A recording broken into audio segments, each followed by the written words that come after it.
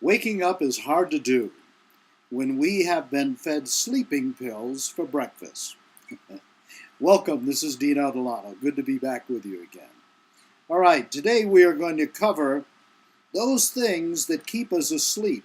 In other words, stop us from becoming more awake, becoming more aware, because it literally is awareness that allows us to become more successful in business, more successful in our relationships, more successful in our interaction with the environment. In other words, where we become ecologists in that sense. We begin to treat the environment as though it were a part of ourselves.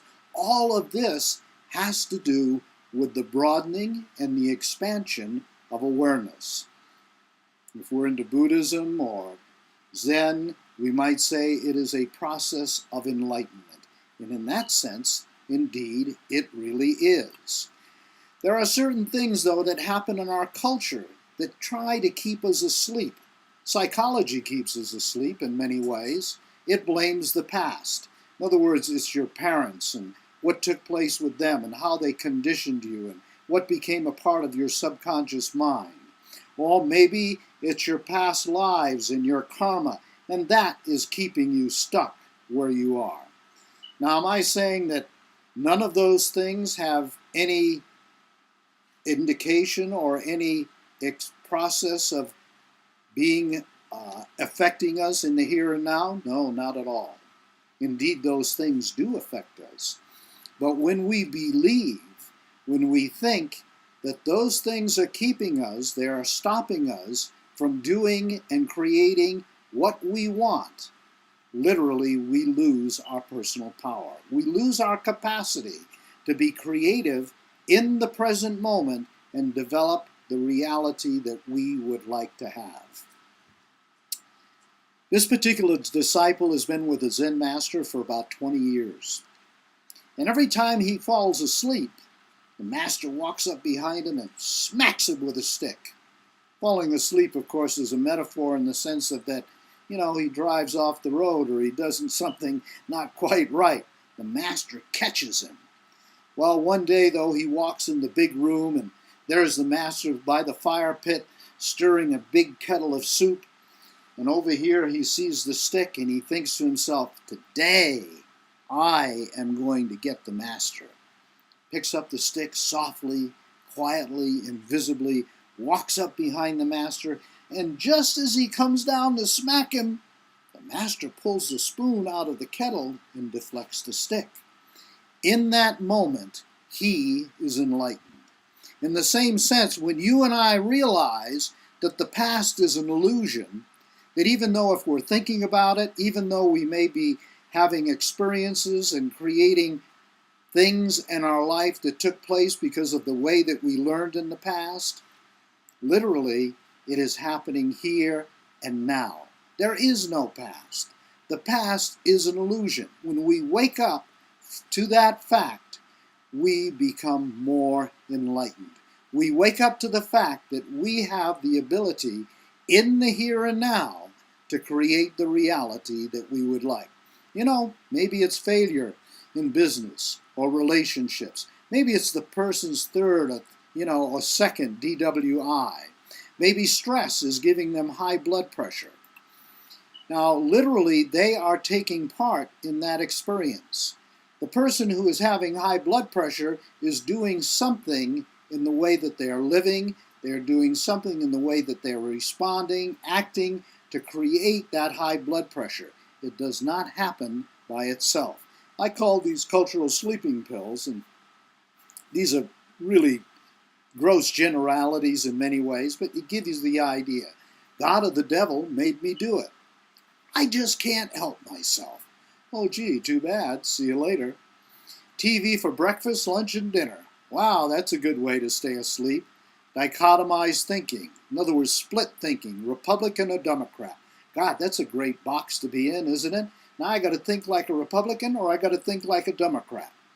Or I got to think in right and wrong forms. Yeah, I believe that nudity is wrong. Who taught me that? Why do I believe that? Have I questioned that?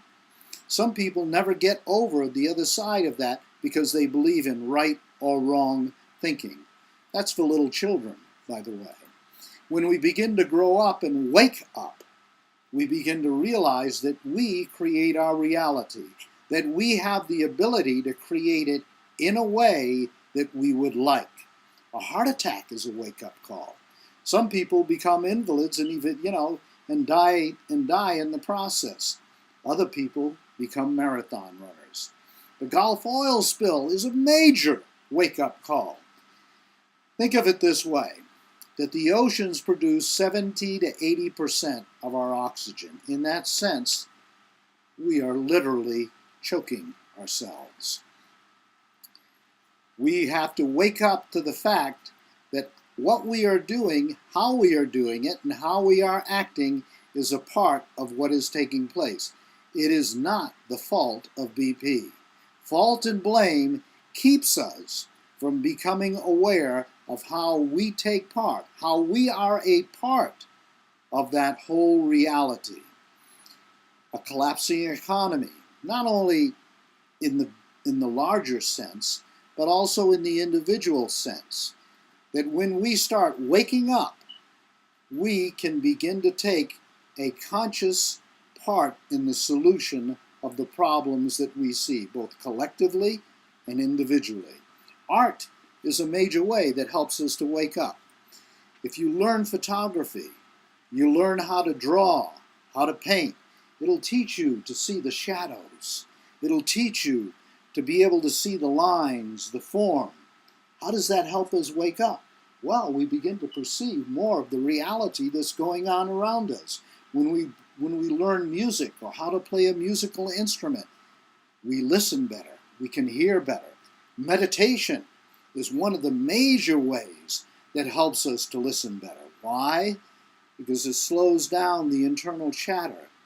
When the internal chatter is slowed down, I can now actually hear you.